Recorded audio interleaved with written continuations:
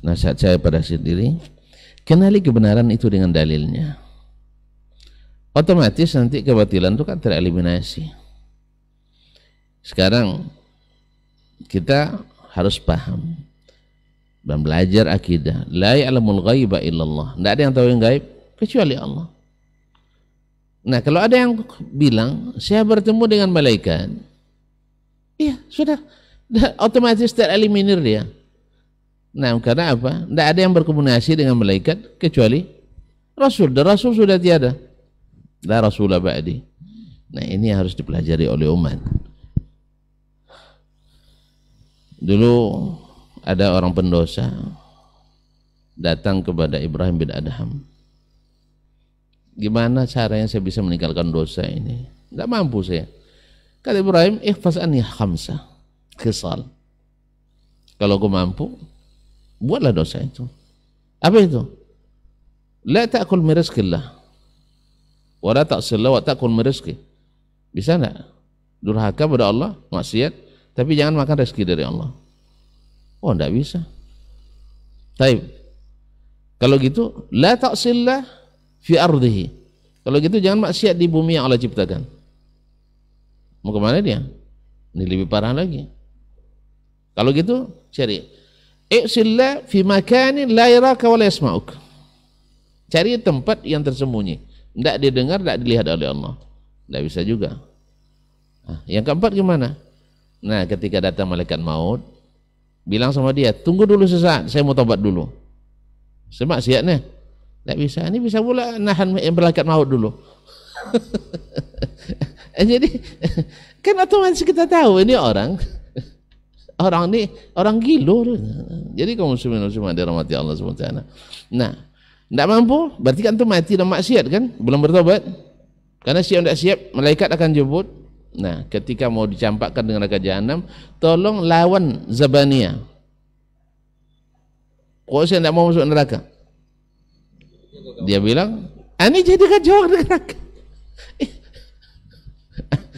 Jadi kaum muslimin muslimat, dan kalau kita paham ini, paham ilmu, paham yang batil itu, jelas ya. Jadi di sinilah perlu ilmu ini harus selalu gencar kita sampai. Tidak boleh lagi, mohon maaf kepada para ulama, harus nak buka kulit nampak isi. Tidak ada lagi basa-basi. Kalau basa-basi sekarang orang ustadz aja tidak paham disindir sekarang. Orang berilmu dengan bahasa sindiran juga tidak paham kan? Harus memang buka isi nampak kulit. Sebab di masa kabur pengaburan sekarang, orang-orang hebat mengaburkan. Tapi sejak zaman dulu juga orang-orang hebat yang suka mengaburkan. Dari dulu seluruh aliran sesat menyimpang itu pencetusnya orang cerdas.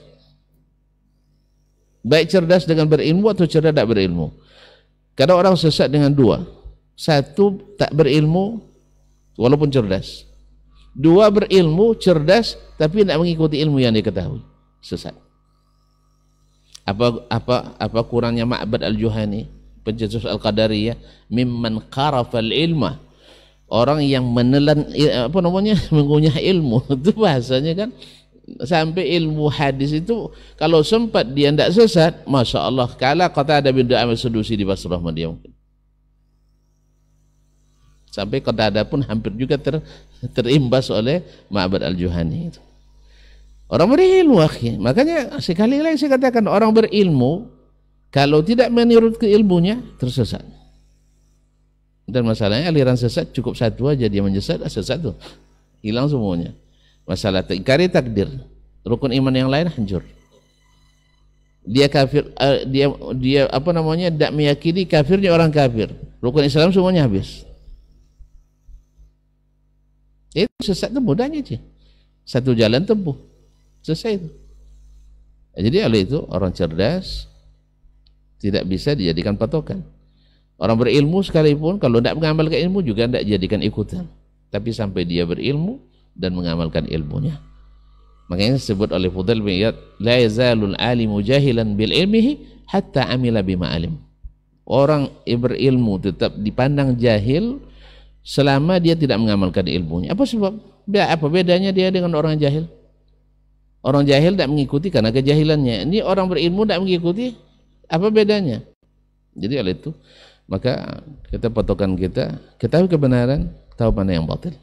Orang yang tidak tahu mana yang hak mana yang batil, pokoknya semua diiyakan aja dulu, apakan aja dulu, nanti bisa diapakan itu. Apakan aja dulu, nanti bisa diapakan. Ya Syekh, berarti antum belum paham.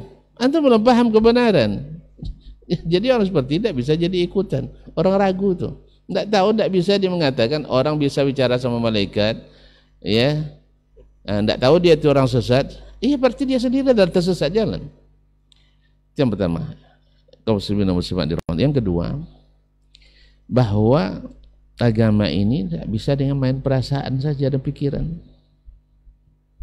Sebab kalau ikut perasaan, lalu kita ini salah, nanti kalau salahkan nanti seolah-olah kita merendahkannya, menjelek-jelekkannya, mencaci makinya.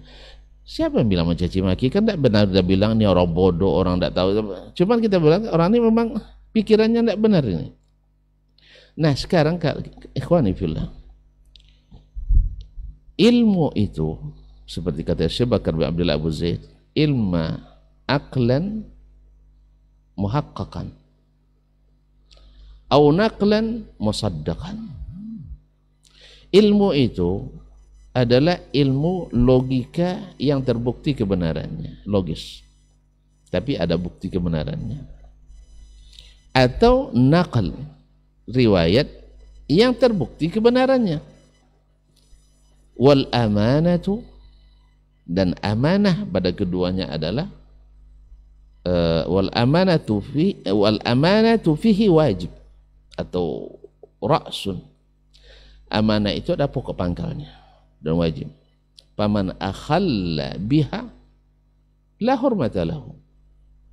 Orang yang tidak amanah baik dari ilmu aqliyat ataupun ilmu naqliyat, dia tidak punya kehormatan lagi. Apa pasal? Dia bicara tentang agama. Jadi tidak masuk dalam hadis sibabul mu'mini fusuq wa qitalu kufur. Ini dia bawa kekufuran, tidak ada hormat. Makanya Imam Az-Zahabi rahimahullah kita bicara tentang para perawi, ma zala sadiqan wa illa faraka wala karamah. Kalau dia masih jujur, masih istiqamah di agamanya, dia kita hormati. Tapi kalau sudah dusta, la karamah, tidak ada dosa, tidak ada kehormatannya lagi. Pendusta tidak ada kehormatannya. Jadi tidak masuk, jangan bilang itu sibabul mu'min. Mu'min yang mana lagi? Ya. Makanya Syekh Utsaimin mengatakan, andainya agama ini bil ahasis wal atifah, lakana ahlul bid'ati kulluhum alal haq. Kalau agama itu ikut perasaan, nggak enak nyalain, kan ustadz besar itu, hafiz, intelek, jenius. Kalau hanya dengan perasaan seperti itu, ahli bid'ah semuanya dalam kebenaran. Kan nanti dikatakan, antum dah hafal Quran enggak?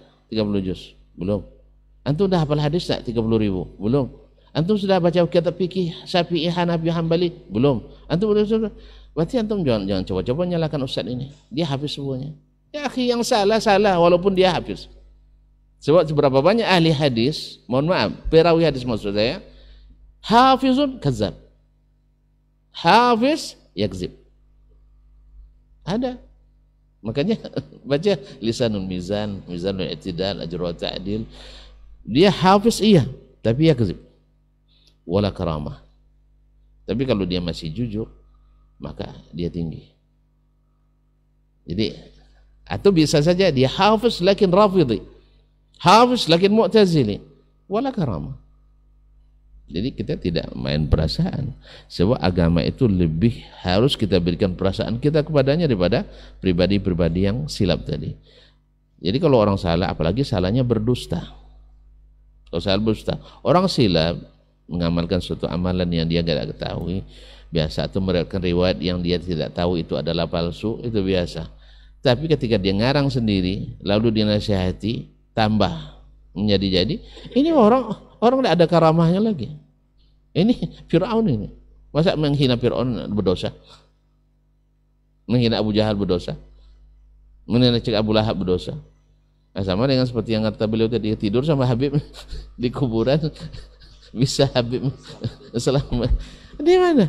Ini orang seperti ini dusta dalam agama. Wala karamah, tidak ada karamahnya.